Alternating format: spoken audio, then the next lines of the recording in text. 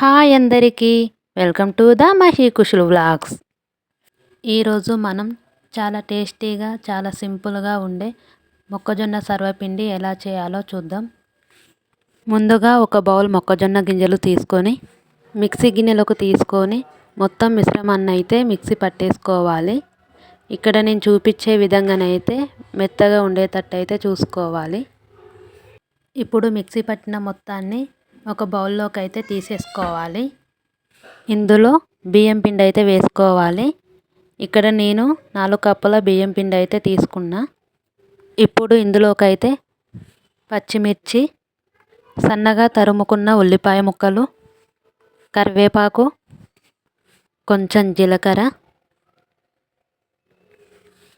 కొత్తిమీర, టేస్ట్కి సరిపోయేంత ఉప్పు, కారం వేసి బాగా కలపాలి. తర్వాత కొద్దిగా నీళ్ళు యాడ్ చేసుకుంటూ మొత్తం మిశ్రమాన్ని ముద్దనైతే చేసుకోవాలి. ఇక్కడ నేను చూపించిన విధంగానైతే కలిపి పెట్టుకోవాలి.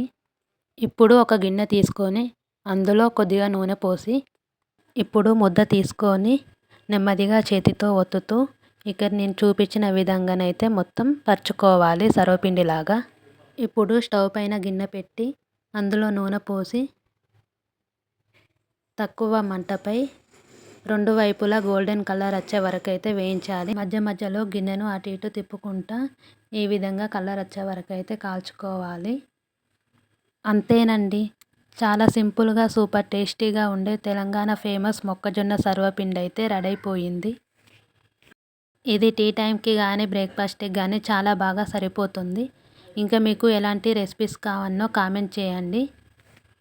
అలాగే మీకు ఈ రెసిపీ నచ్చితే లైక్ చేయండి, షేర్ చేయండి.